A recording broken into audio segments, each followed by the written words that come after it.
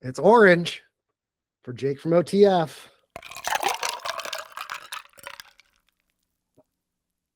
Welcome to Chris Strub Unmuted. I'm Chris Strub, and today we're talking about HYROX with my buddy Jake from OTF.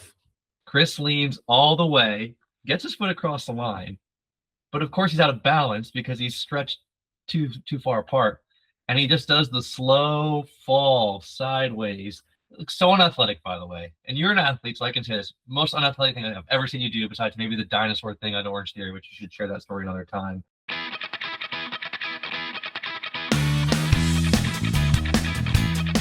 This is Chris Strub Unmuted, a show designed for open dialogue, honest reflection, and uncensored truths about the lives that we lead. Today's episode looks at HYROX Miami Beach, my first HYROX, our guest's first HYROX. This is my boy, Jake from OTF. You might know him from your local Orange Theory TV screen or from a women's SEC championship game where he was behind the basket, mopping the floors as his team, the South Carolina Gamecocks, got the floors mopped by themselves. Jake, before we even get into HYROX, what happened to your Gamecocks on Easter Sunday versus UCLA? Just a bad showing. Got ahead of our skis and a little disappointed. Unfortunately, we couldn't recover in the NCAA tournament either. So overall disappointing season. It's a shame that that was kind of our warm-up. That was kind of your in particular lead-in to your first HYROX. We were in an Airbnb watching that women's championship game on Sunday afternoon, and it was just kind of like, what is happening here? And then we had to totally flip the script. We had all of our colored wristbands on, and it was our first HYROX experience, and I'm thrilled to have shared that experience with you. I wanted to share real quick before I even let Jake talk about it. I asked Jake last week for his thoughts. He said, HYROX was an experience. I showed up feeling like a solid, quote, I work out sometimes guy, and immediately realized I had entered a live action casting call for Barbie and Ken's Olympic trial. So Jake, I want you to talk to us first about what it was like on Friday when we first walked into the convention center. Describe those emotions. What did it feel like walking in as we were spectating for the first 2 days of this event? Yeah. For context, I have done other races before, half marathons, Tough Mudders. This convention center is just a whole different animal. The energy in that building is very contagious. It made me want to start working out right away. Everyone's in matching attire. It's really cool to see. But I stand by that comment. Everyone is very good looking there. Everyone's pretty much got washboard abs. So probably shouldn't have eaten for the last 4 months before that.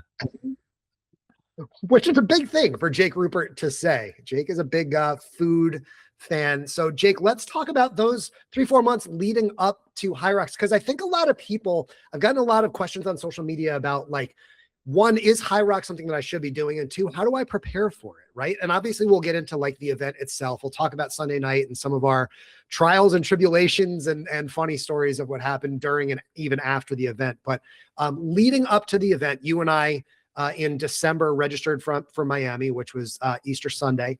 And so you and I are similar in the way that we work out. We said, boom, we're going to lock in. We're going to lock in.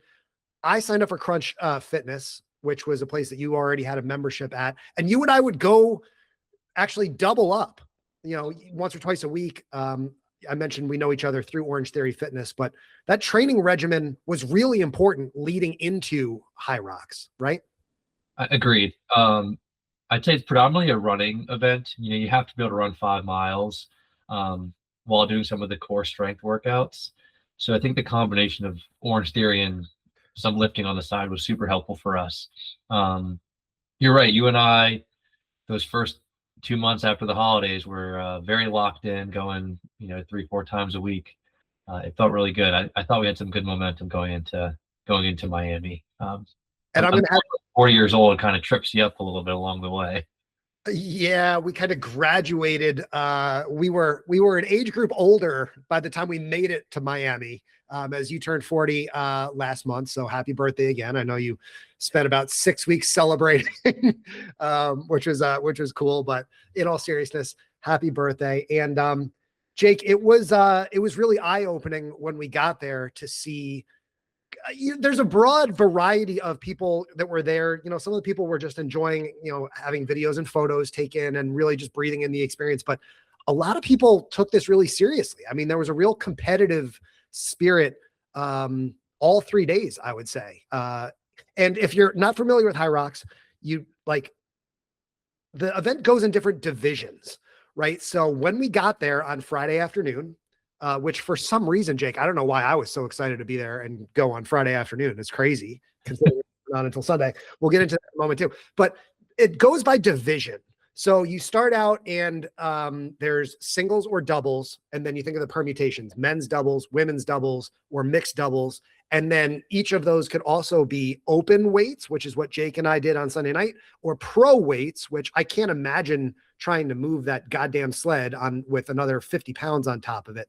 So the event just kind of goes on and on and on. And Jake, one thing I've really thought a lot about is how it's really hard to tell who's finishing and ending. It just feels like it's one big maelstrom of activity going on. You walk in and it's not like, here's the start line, here's the end line. It's like everything is happening all at once. Did you feel the same way?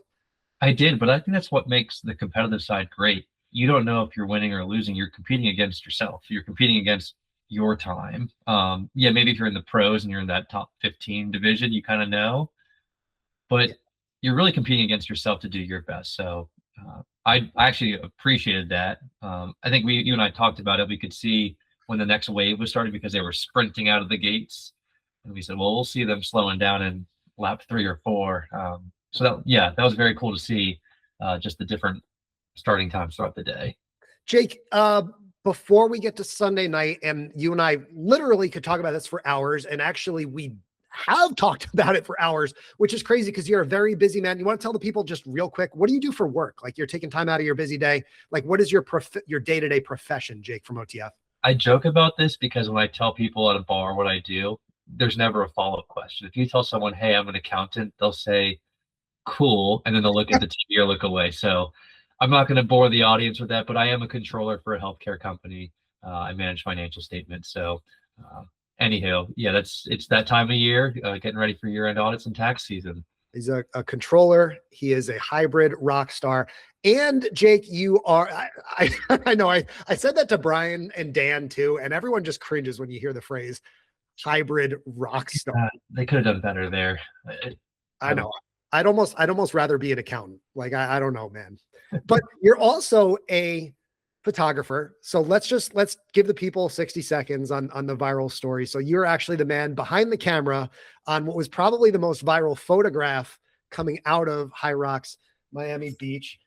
You've seen more than enough of me holding up these stupid things in the last week. So for our audio only listeners, I'm holding up a Honey Stinger energy gel, which is not the official gel of HYROX, by the way, which apparently is another part of the problem.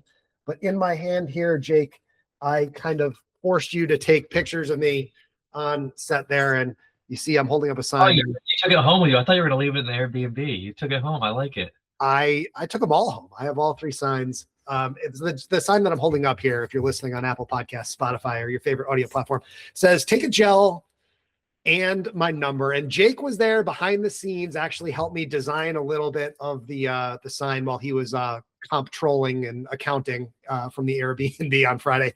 I taped. Jake is happily married. So I did all the work here of taping the gels to the sign.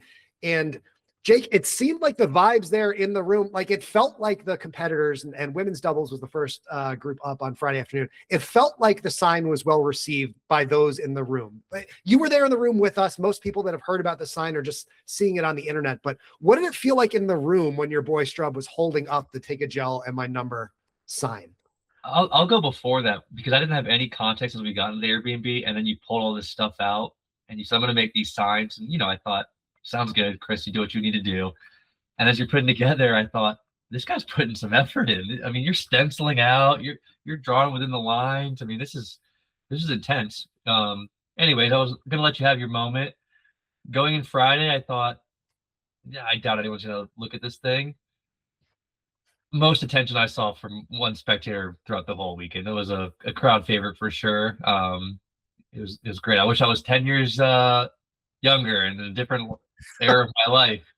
But it was a lot of fun. I was happy for you. I could see the excitement for you and also the runners.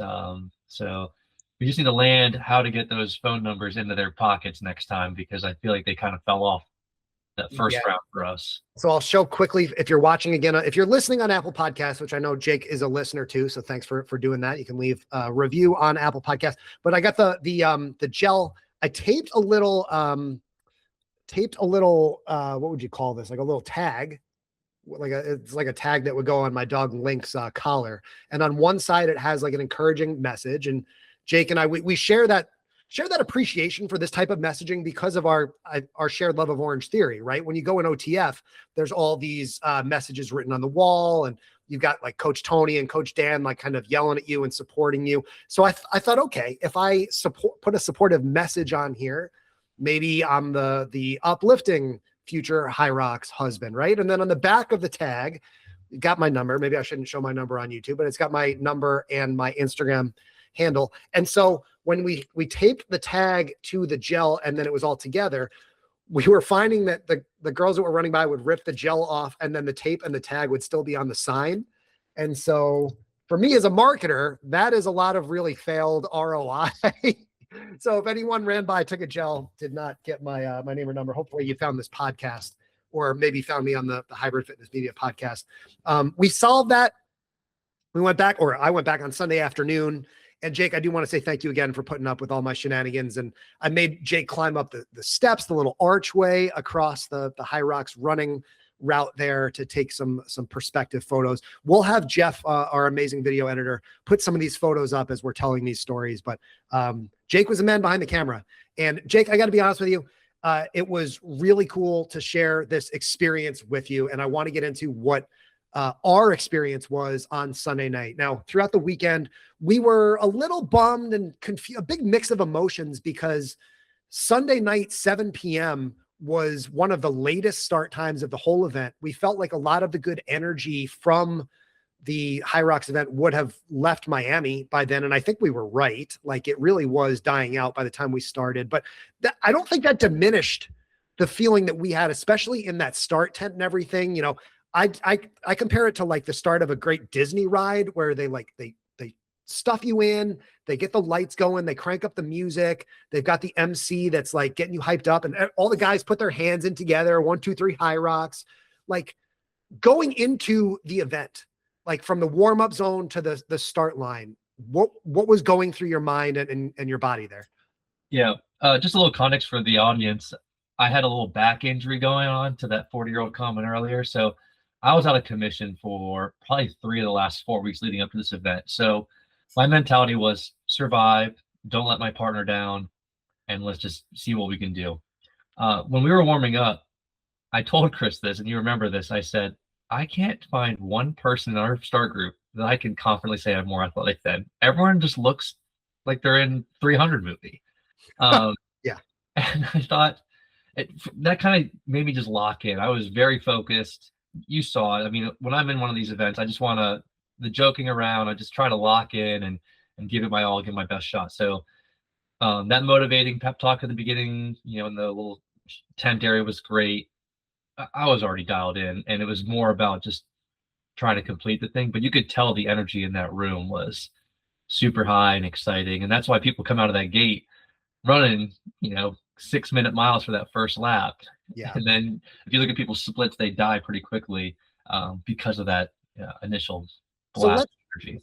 So Jake, off of that, let's dive into our team strategy going in, because you and we share that Orange Theory background, but we're also both, I would say, cerebral people. Like, we both recognize and are humble enough to acknowledge our strengths and our weaknesses, right? And if you're watching this on YouTube, you can just see that Jake is a stronger guy than I am, right? And that's why I needed to get in a crunch and lift. And even when Jake was injured, like, I would still go to crunch, because I'm built like a runner, and Jake is built a little differently and is a bit stronger than I am. And so we went in strategically having had a lot of conversations, we want to shout out like Brian and Natalie were super helpful to us throughout the way. And Coach Dan, who has done a HYROX before, we knew how to get the most out of our team, even despite Jake's sore back. And I was dealing with a bit of a foot injury the week before too. It worked out fine and I'm okay. But like, we knew what we wanted to achieve from station to station. How did we go about executing on that strategy, Jake? Yeah, the plan was, because you're a big runner. I mean, you can see behind you all the medals. You're a big runner. My goal was to run as fast as I could run without flatlining, without going above 175 BPM. And then when we got to the working stations, which there are 8 of them, you would start us off, do as much as you could. I'd fill in kind of a preview, and then we'd rotate you back so we can get back to the running. So it worked out because the runs that we were doing is almost like a jog for you. You know, you're skipping around as I'm panting in some of these, but that gave me energy to do the ski erg or the rower to start, almost to the point where sometimes I'd have to tap you, like, hey, I'm back. I'm ready to give me a couple, let me get in there. So it worked out for us because it gave you the energy to get us going on the stations. And when I was on the stations, I'd give 100%. So a couple of them I would fly through. So I think that worked out for us, and we exceeded. We'll get to the time and everything later, I'm sure, but we had a goal and we went way past that goal and the good side, afterwards. Yeah. And I think for good advice for anyone that is thinking of doing their first HYROX, first of all, do doubles. Jake, I want you to answer this question. How do you think you'd feel today? We're recording 8 days later. If you had tried to do a singles HYROX last weekend, I mean, you might still be in Miami Beach at this point. No, I'd still be the chiropractor.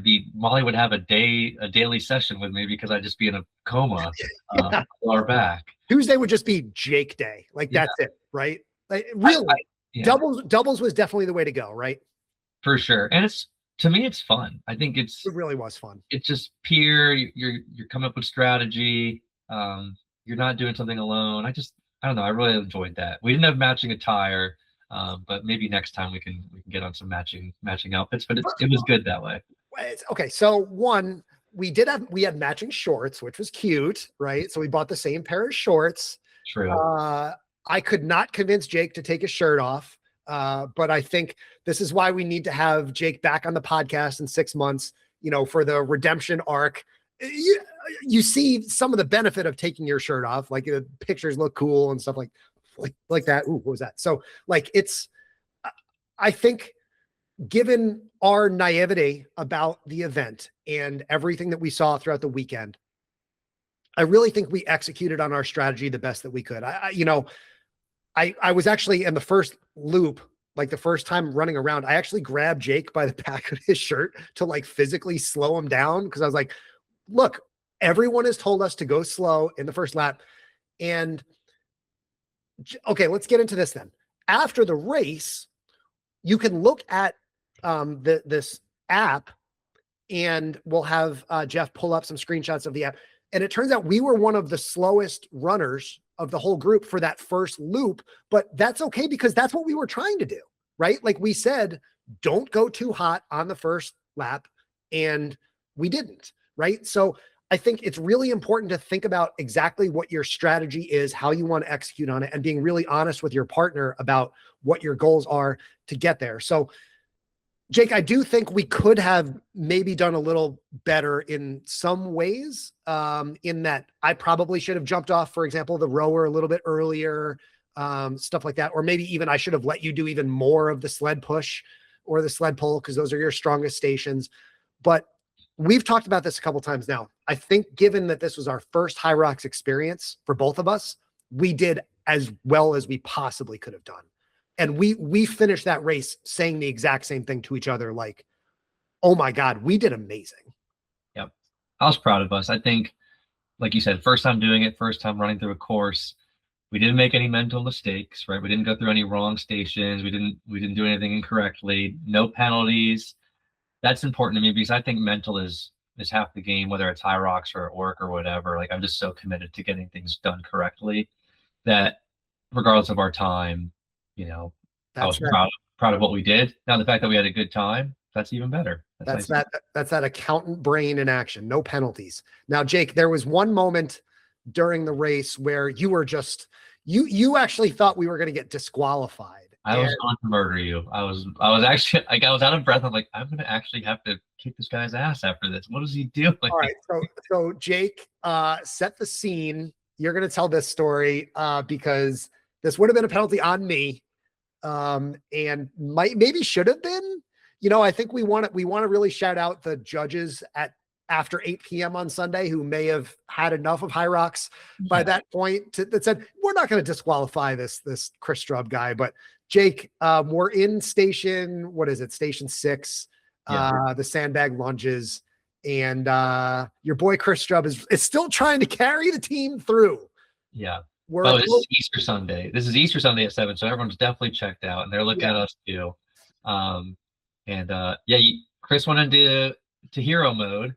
If you know Chris, he goes all in. So I'm going to call it hero mode. And he decided he was going to try to do, so you go down and back. You go one way down the field and then one way back. All lunges. You got to hit your knee to the ground, stand up, do it again. Just bag on your shoulder. And we had talked beforehand about switching, and we practiced switching the bag. So that first way down, Chris is going, he's going, and he's going. And I was like, all right, if he's going to keep going, that's fine. At the end, there's probably, I don't know, 6 feet between where he's at and the line to cross. Now, past that line is about 10 spectators, and they're all watching. So just picture Chris in hero mode. And he's like, I'm going to make it in one long stretch. And I'm literally behind him saying 2 steps, 2 steps, 2 steps. Chris leans all the way, gets his foot across the line. But of course, he's out of balance because he's stretched too far apart. And he just does the slow fall sideways, and the bag cannot hit the ground. That's like the biggest penalty, one of the biggest penalties in the station. And so he's falling, and I'm just like, I have like the no thought going on in my head. So unathletic, by the way. And you're an athlete, so I can say this. Most unathletic thing I've ever seen you do, besides maybe the dinosaur thing on Orange Theory, which you should share that story another time. And I'm like, dude, they're gonna kick us out because the bag hit the floor. I guess because the bag hit the floor past the line, or they just didn't care.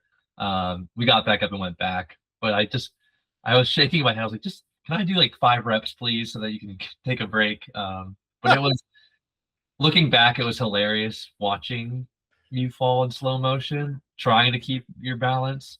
But that was a learning point for us. 2 baby steps, get across the finish line, then work your way back. It was as awful as Jake describes it, if not worse. I am so glad, you wait a couple days for the HYROX photos to come in, and Jake and I are just texting each other like, there better not be a picture of this stupid thing. Like, that would have been the second most viral moment out of HYROX Miami Beach. Jake, I appreciate your stance as a value guy. You mentioned you've run a bunch of other half marathons and stuff. This was an expensive adventure. Would you say that it was worth the cost of going down there, the registration cost and everything? Yeah, I think the registration was great. My personal preference is, if you're going to one of these events and you have friends in town, let them be your photographers and go station to station. I think the photos were okay from what we paid. That's just me personally. But yeah, the price of admission was fine. You just land your trip a little better. We arrived in Miami on Thursday. We didn't run until Sunday. We could have shortened that up a little bit. But just the cost of getting to the event, no problem at all. Totally worth it to me. By Saturday afternoon, Jake and I literally looked at each other like, what are we still doing here? Like, we can't have any fun. We have the race on Sunday. It's not like we can go to the beach. We can't go out and drink. We're just sitting in this Airbnb or going to the event and watching other people run. Get me out of here. I want to go do something. Well, we made up for it on Sunday night after the race. Shout out Burgermeister. Best wings I've had in a long time. They were really great. Jake, after we finished the race, you don't get handed a banana. There's no like t-shirt. You don't even get a medal. I've got my little patch here handy. So we did get these and we took some photos and stuff. But Jake, and I know you got to go here in just a moment. We're just about out of time, but Jake, there was one more item that you got to take home with you. Why don't you tell that story real quick and we'll wrap things up. Yeah. So in the convention center, they also have all these little expos throughout, selling all these different types of apparel or gear. Or, this one was a sleep shot. And so their station was I don't know, beach themed. So it was up throughout the whole weekend. Yeah, this was the feed. It was the feed was the brand. Feed. Thank you. I should know the brand after I took some of the swag. So when we're leaving Sunday at 8:30, it's the end. Everyone's kind of trying to close down their shop. So we're trying to get some of these bottles, and the lady behind the desk said, jokingly, "Do you want a palm tree?" And I looked over her shoulder. There's a 12-foot inflatable palm tree with lights on and everything. And I just go, "Sure do." She said, "Are you sure?" Said, "Yeah, let's do it." So they took down both palm trees. They're about 10 to 12 feet tall. Rolled them up. They went in my bag, and they're back in Greenville, South Carolina. My wife was not too thrilled when I had it blown up in our bedroom later that night.